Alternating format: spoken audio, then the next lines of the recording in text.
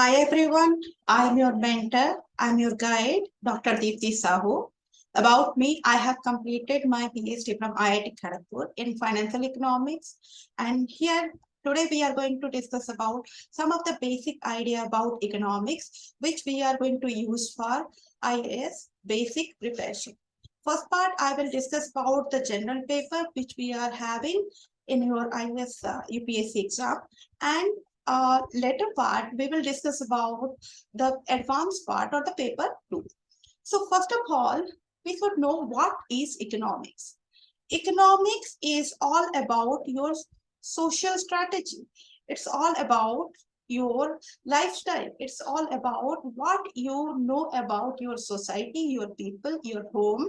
And it starts with the OKO-nomus. OKO means household, nomus means affair or the management. So when we are talking about economics, we are not only thinking about the micro level of economics, where we are considering a portion of the economics and the other portion about the macroeconomics.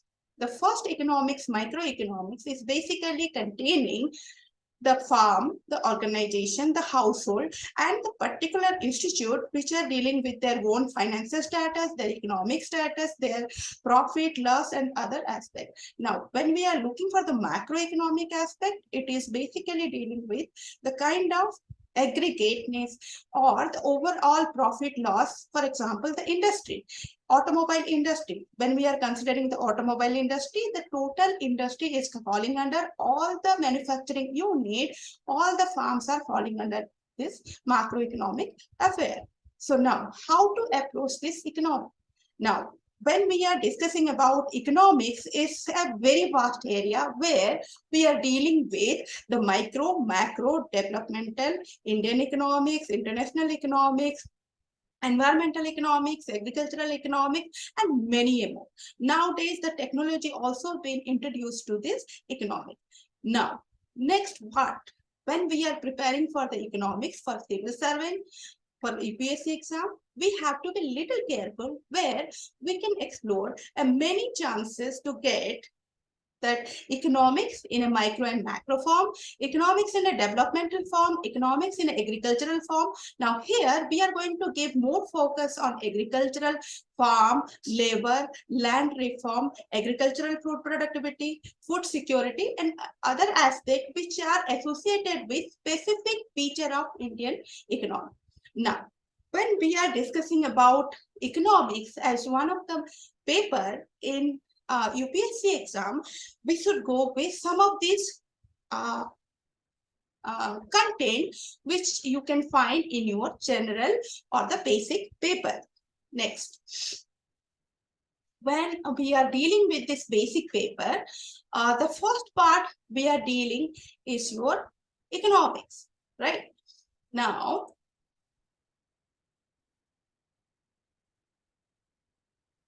let's discuss about this portion where we are having 250 marks, right? And 20 questions. Now, in this basic part, you will find that subjects which is including the technology, economic development, biodiversity, environment, security, and disaster management. Now, what's specific about this economics? Why we should go with the economics? Now, let me explain one by one. Coming to the economics, as I told you, economics holding the many chances, many areas which are interrelated, what we call nowadays multidisciplinary. Okay, when you are talking about technology, for whom we are developing the technology, for whom we are going to implement the technology, what is the cost of that technology, are we affordable, or the technology is affordable by the people? Is it for the people, by the people, to the people, right? So similarly, coming to the biodiversity and environment, now everybody is looking into this environmental status. Coming to the biodiversity, whether the environment is suitable, how much is the sustainability of environment, how we are having environment preservation, environment environmental cost we can reduce. So all these aspects we are covering in this biodiversity. Coming to the security, it might be the technological security, it might be the financial security, it might be the defense security. So different type of security also influenced by the economics, as every type of security, every type of changes, development, which require a huge amount of monetary investment. The last part is your disaster management. Now, coming to the India is a disaster-prone country. So what we are looking into this, that when you are having efficient technology, efficient monetary investment to control the disaster, it will be having more effective result. Now, coming to disaster management, we are going to handle with the high technology, with less manual intervention, so that the effectiveness is more higher. So these are the basic part which you are going to cover in your general study paper, which is containing 250 marks, and you will get around 20 questions. Now, coming to the question pattern, we will also discuss about the question paper. Before that, let me discuss about some of the points which you are going to deal with your economics. Now, what is there in economics? The first part, economic development, or the major economic paper. As I told you, all other things are also related to economic, or you can say the subsidiary part of economic. But now we are going to discuss about some of the major part of economic development. The first part, or the first thing you are going to deal with this economic development is your Indian economy. Now, when you are talking about Indian economy, it will start with the trends of income and different type of income generation, income of the country like GNP, GDP, and other issues. Now, we will discuss right from the beginning, right from the independence era to present stage. Then we will look into the mobilization of resource, how and what process, different phase of mobilization has been done, which has been supported our industrial revolution, technological revolution, and also our economical strengthening process. Now here also we are going to discuss about the growth and development of economy. Now, growth and development is a parameter which has been presented through the employment. Now, what is the rate of employment? What is the rate of unemployment? What is the population? What are the different types of employment and unemployment, which we are going to discuss in a brief manner. Next part is the inclusive growth rate. Now, what is inclusive growth rate? What is the importance of inclusive growth rate, and how we can achieve an optimum level in our inclusive growth rate? And finally, and the most important part in this Indian economic scenario is your government budgeting. Now, how much government should assign amount for different sectors? For example, to the agriculture sector, to the education sector, to transportation sector, to defense sector. So different sectors demanding different kind of variation, implementation, and the effective utilization of resources in a proper manner. Next, we are going to discuss with the agricultural economics. As all of us, we know it very well, India is agricultural economics. That means the 60+% of people residing in India till now engage in agricultural process. That means how much we are producing or contributing to the world's economy.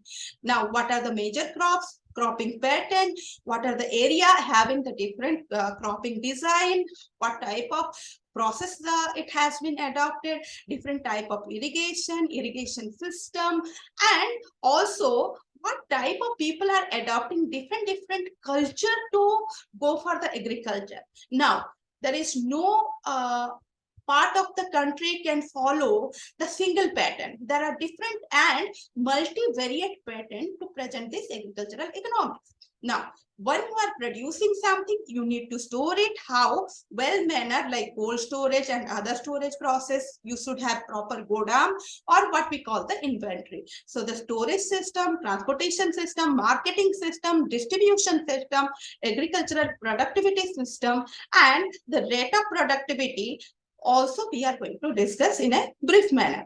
Now, all of that, how we can help our farmers by helping them in terms of e-technology.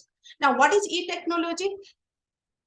Now, Indian government is trying to make the farmers more and more efficient instead of hardworking. So if a farmer is well aware about what he needs to produce, what he can do is he can go and get a survey with an app that what particular product is good for his land and how it can be produced and how much he can produce, so that his investment is optimized, he will get more and more profit. So these things, this whole agricultural process we are going to discuss.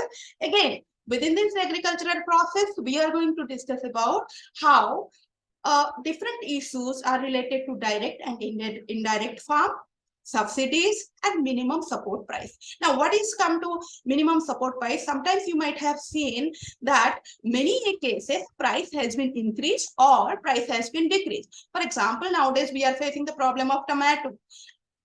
Tomato is a general product where the price supposed to be or need to be fixed so that the farmers should not face any sort of problem to sell the product, or they should not feel or regret why they are growing that product, or also at the same time there should not be scarcity, the consumer is facing problem. So this is all related to the direct and indirect farm subsidies and minimum support price. Then we will go for the PDS. So all of us are well aware about the ration system.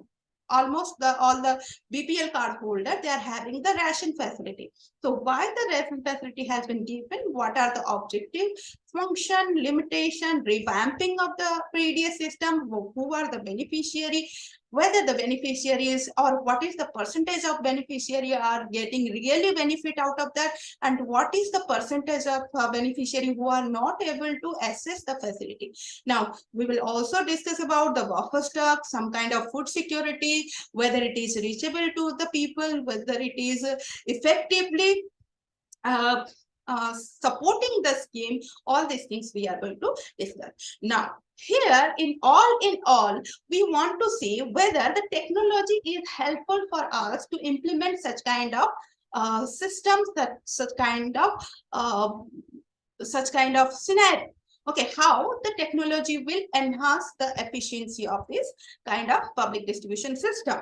Next, we are going to discuss about some of the industry related issue, what we call the food processing issue, which is falling under the category of your storing. Okay, when we are talking about storage, sometimes we are using the cold storage, sometimes we are using the dry storage, but still there is a problem about storing the food.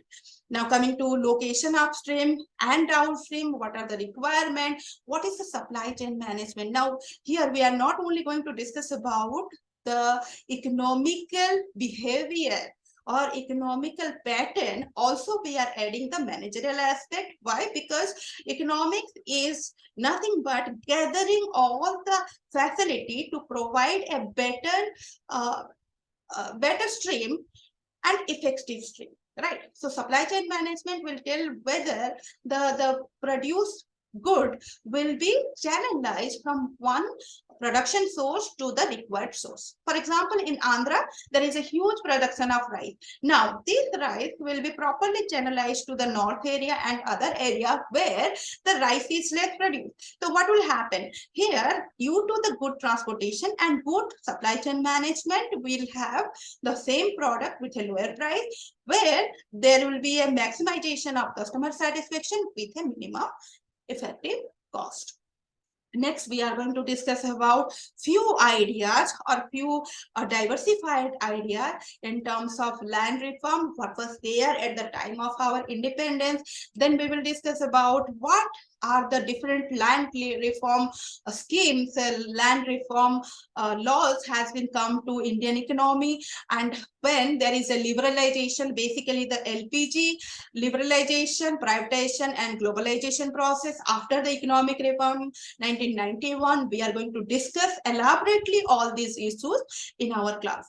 Now, coming to the changes in industrial policy, as we know till now, we are running with the industrial revolution 4.4 and we are having different growth in different type of industry. So we will discuss all these things in an elaborate way. Coming to the infrastructure, we will have the energy sector, we are having the port sector, road and transport, airways, railways, and what are the different things which we can find will have a support to our transportation, to our growth. As we told, if you are having the good transportation facility, it will enhance the economic mobilization.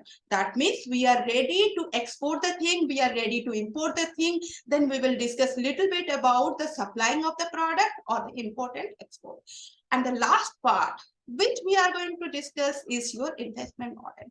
What should we invest, where should we invest, how should we invest, and what is the person should be invest, whether we will go for a FDI or a direct investment, partnership investment, joint stock investment. So different type of investment we are going to discuss about. So this is all about your basic general paper which we have discussed till now, and I'm expecting that the information which I have provided is sufficient enough to get a curiosity towards this economic, to know more and more about the economic.